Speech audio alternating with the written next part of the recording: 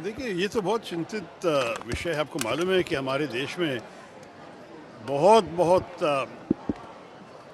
उम्मीद है कि जो बायलैटरल टॉक्स होंगे अमेरिका के साथ, उससे कुछ आश्वास मिल जाएंगे, कुछ रिलीफ मिल जाएंगे। लेकिन अभी के लिए शॉर्ट टर्म में तो ये तो काफ़ी नेगेटिव खबर है। हर देश में, सिर्फ भारत में नहीं, हर देश में ग्लोबल मार्केट्स का हाल बुरा है। आपने जैसे कहा, प्राइसेस भी बढ़ते जा रहे हैं।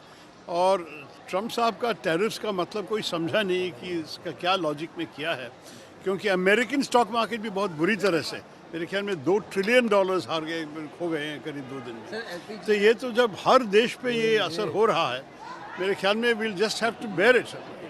ये तो नहीं है कि हमारे देश अकेला कुछ कर सकें जो कोई और ना कर सकेंगे, लेकिन it certainly seems that some countries will go into recession. We were better off because we had a 5.4% growth, and therefore it may come down, but it may not go into recession.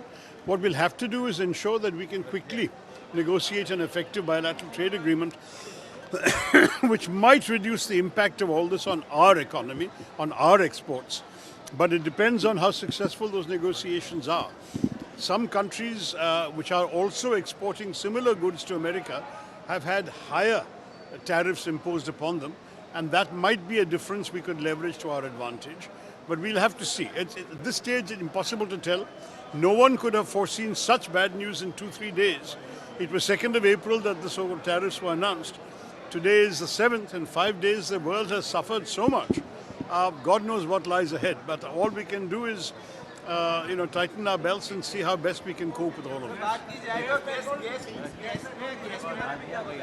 क्या बताओ यार, जो अंतर्राष्ट्रीय price बढ़ते जाएंगे तो हमें भी देना पड़ेगा, लेकिन इसमें हम क्या कर सकते हैं। बात यह है कि जो हमारे देश में जो हो रहा है, ये पूरा दुनिया में भी हो रहा है। यही बात है।